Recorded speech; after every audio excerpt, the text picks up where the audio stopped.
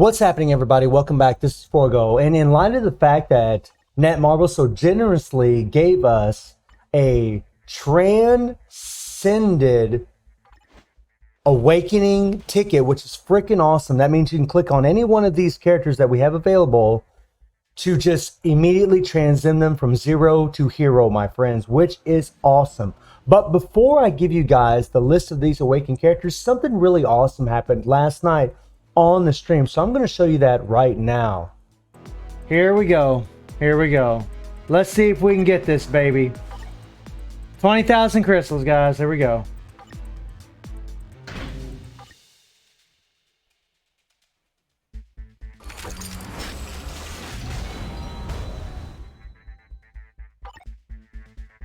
I'm just going to skip this. All right, great start. Great start.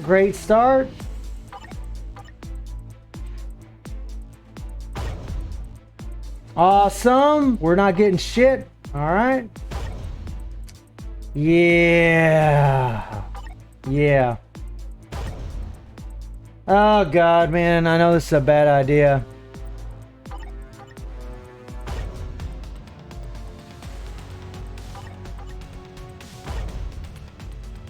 Oh boy.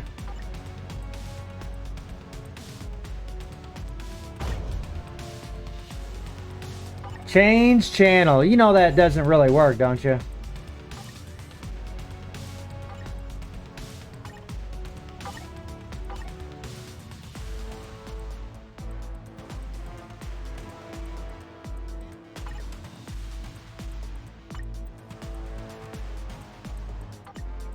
Oh boy.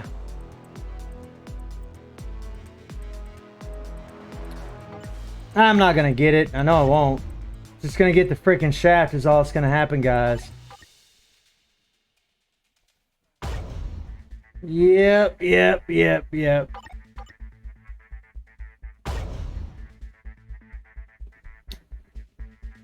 I mean, it's good, I guess, but don't need it.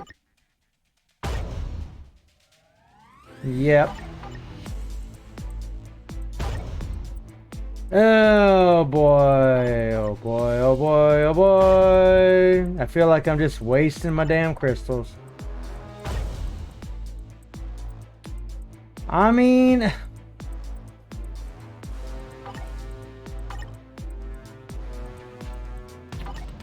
Oh, frick, man.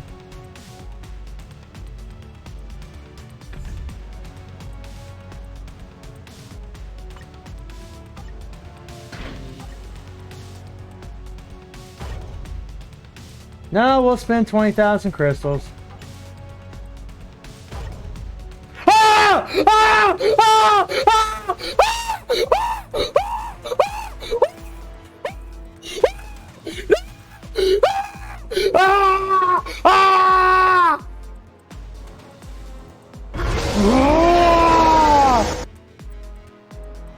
No way! No way! No way! No way!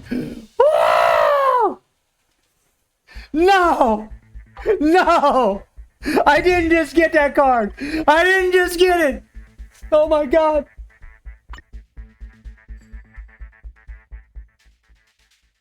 Where you at, beautiful? Where you at, beautiful? Holy shit! Damn, look at the stats on that card.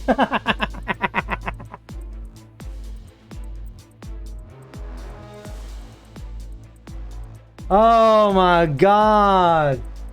So as y'all saw, I got extremely lucky. This card is absolutely insane, and I'm definitely going to be working towards using this on my account. And I did go ahead and re-roll it. You can see that I do have it at quality 7. But I don't know. I really want that ignore defense and the last stat for the card.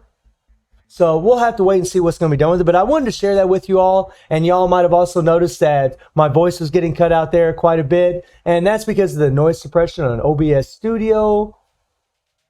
Whenever I'm doing all those high-pitched noises, it starts cutting out my voice.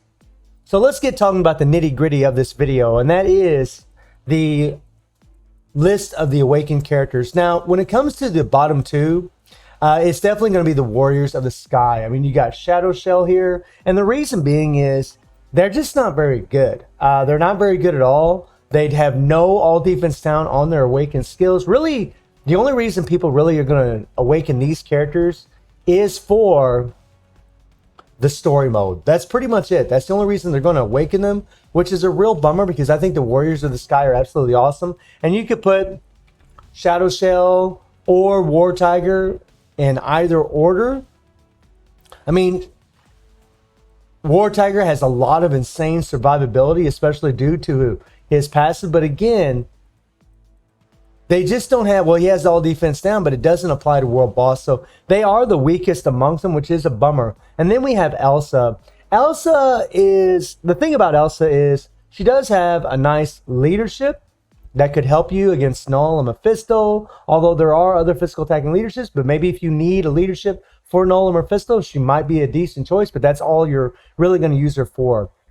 But she does have a pretty amazing awakened skill where she gets this 70% all defense down, and with the debuff leadership, and she has a paralysis that applies to World Boss. It's pretty massive. It does a lot of damage. The problem is they didn't give her a uniform, so she really doesn't have the greatest survivability. She can die actually pretty easy, which is a bummer because I think Elsa is a freaking awesome character, and I always thought it was silly whenever they gave us these awakened characters like Heimdall and her, where they didn't have a uniform, but they give them awakened skill, which is just dumb in my opinion. And then Red Skull. And so far, really, all of these characters are really mainly just going to be like for the story mode, maybe for support. I mean, Red Skull actually does have all defense down on one of his skills. If I remember, there it is. On his second skill, he has an all defense down. That does apply to World Boss, goes up to 55%. And his awakened skill does have the mind control, the invincibility. But again, you know, it's just a pretty lackluster awakened skill compared to a lot of the other awakened skills you're going to see. Red Skull is actually quite strong. Even without the awakened skill, he's pretty strong, got a lot of power. He does have some PvP usefulness, but that's about all I can give him. He's also really good against superheroes because of his passive, but unfortunately, World Boss Legend are super villains, so he's not going to be the greatest against them because of that. And then we start climbing the ladder a bit, and we have Red Guardian. Now, Red Guardian does have a uniform. In this, he's a villain. In his uniform, he's actually a hero. And, you know, on his awakened skill, he does have an all defense down that goes up to 50%. It's not like the 70% that Elsa has, but he just has a lot of raw damage, a lot of great survivability. You know, he's got the ignore target dodge rate on the 5. I mean, he's really just going to be a great support. He does have all defense down on his 4. He's just stronger than the other characters. He just does a lot of decent damage, but he's really just going to be a support. He does have the 35% increase of HP, but that's kind of useless in World Boss Legend. I mean, this would be applicable to Hulk, but Hulk just isn't that good against them. And then we get into Amadeus Cho. Now, Cho, I don't know how good he is actually against Null, but this is the character that I'm probably going to end up transcending because all the other characters that I want transcended, I have transcended already. But this guy really is insane. He's got this all defense down stacks at 55% and starts off at 25%, which means he only has to do a couple hits and he'll max out his all defense down, which is nuts, my friends. And he just has an insane amount of damage, but he has a long cooldown on his fifth skill. It's something that really makes him annoying to play, and really you'd want to rage on this guy. He has no elemental damage, so rage would be the best. He does have a heal. You know, he's got the all defense down on the 4 that goes up to 60%. And again, with the debuff leadership, that really goes up. And he's got the damage accumulation, all the buffs. He's really a solid character. Lots and lots of power, but unfortunately just not the best when it comes to World Boss Legend. However, against regular World Boss, he is a monstrous character. And the reason I put Dr. Octopus above Amadeus Cho, even though Amadeus Cho, I believe, is stronger than Dr. Octopus, I believe he has more damage, especially in regular World Boss. I think Dr. Octopus just has better damage against World Boss Legend. I could be wrong about that. We might want to switch these characters. I don't have Cho transcended, so I'm not really sure, but I'm betting that Doc Ock's probably going to be stronger. Even when I didn't have Pierce and I was playing with Dr. Octopus on a team with Thanos, I could actually put in some work with this guy. I do have a rage on him, and I do have him built fairly well. He does have some Odin's blessings on him, 4 Odin's blessings, but he does put in some work. And his awakened skill is just crazy. I mean, he's got the ignore target dodge rate. He's got the damage accumulation, of course, the attack buffs, all the typical stuff. The remove all debuff, which is actually really good. He is a speed type. I mean, he might be okay against Mephisto. That remove all debuff when you use the awakened skill means you won't get stunned when he does his awakened skill. And then, you know, the 3 gives him the immunity, and the 5 gives him an all defense down. And then from his uniform, he actually does get a damage proc on Tentacle Shockwave, which is his 3rd skill, which is crazy. So you get that increased damage by 200%. It really, with this uniform, Dr. Octopus really is pretty damn strong. I mean, he's been left behind. Bullseye did take over for him in ABX, but if you don't have Bullseye, you can actually get this guy completely for free if you're trying to do better in ABX and use him. And even with the damage proc, with Mystique on the team, you're still going to do really well with Dr. Octopus.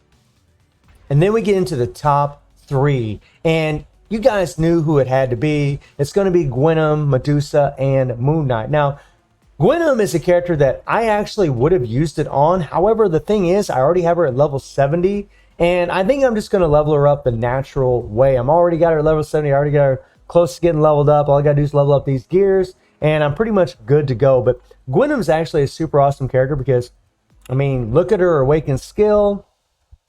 She's got the 100% chance to increase critical damage by 50% on critical attacks, which means she can have 250% critical damage, which is one of the reasons she has so much damage. She has an all defense down that goes up to 60%. She has the damage accumulation, 1.5% damage accumulation. That's insane. And the heal. She has a damage proc on her 5th skill that can be canceled and go into your 4th skill. You get the damage proc from the 5th skill. You get the attack buffs from the 4th skill. She's just a super easy character to play and a really amazing character to play with a proc as well.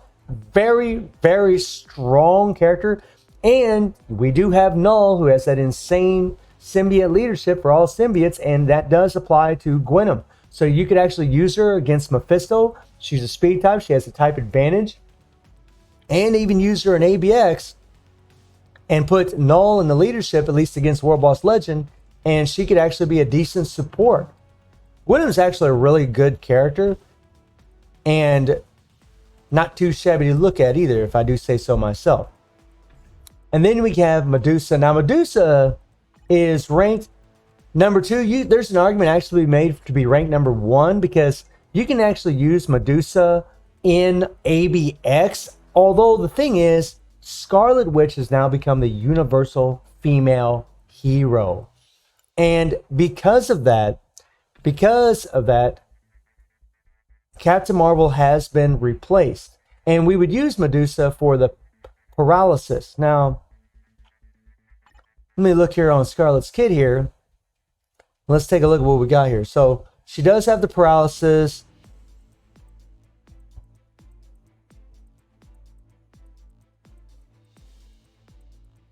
She does have silence and burn. So she has all of the damage you need for all of the ABX seasons. So you're not even going to need Medusa for that. But Medusa can be useful for her leadership. This 45% increase of all attack to universal types. If you have this uniform, and you should have this uniform, if you really want to play with Medusa, is awesome, guys. This is awesome. This buffs one of the strongest characters in the game. And Odin, Sentry.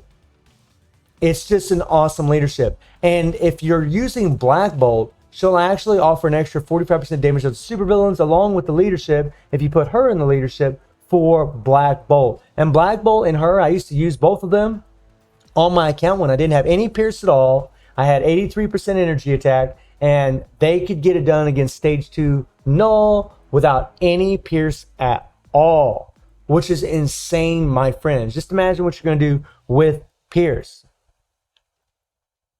So for ABX, you know, she isn't as useful as she used to be because, again, Scarlet Witch has burn, silence, and paralysis. But she's still going to be amazing for World Boss Legend. Even as a standalone character, Medusa can destroy, my friends. I mean, she just has insane, look at this, 70% all attack on her 3rd skill, right? She's got 35% increase of all attack on her 5th skill. The girl has an insane amount of buffs, which is nice to see, right? It's just awesome.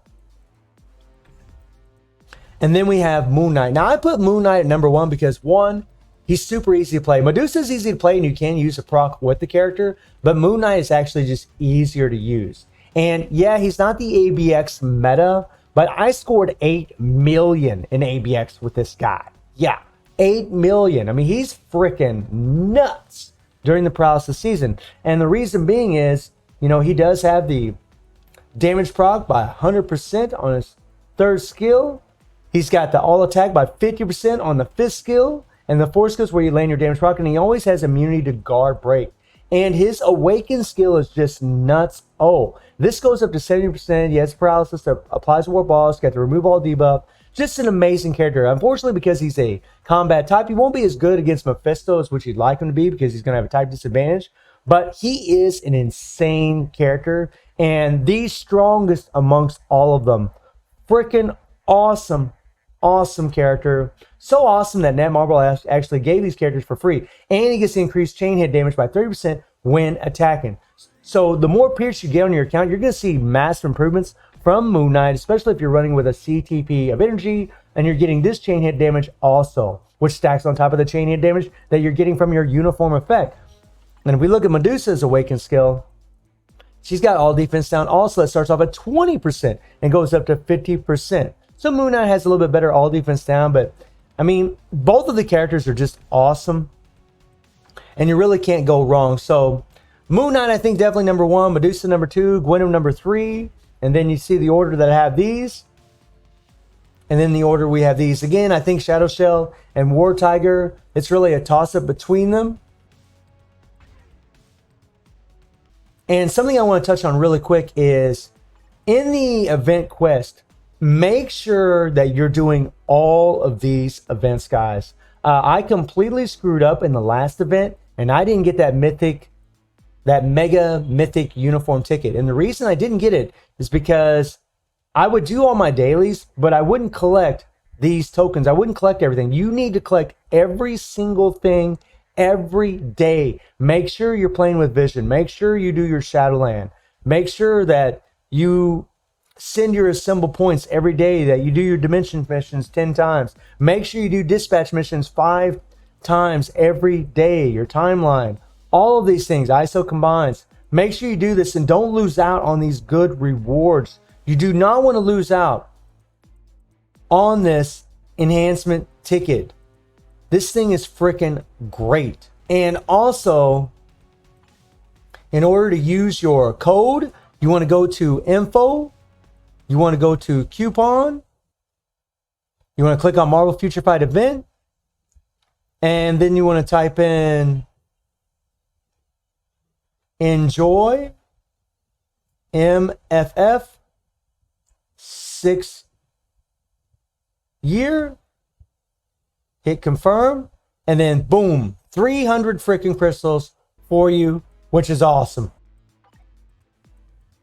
So come in here.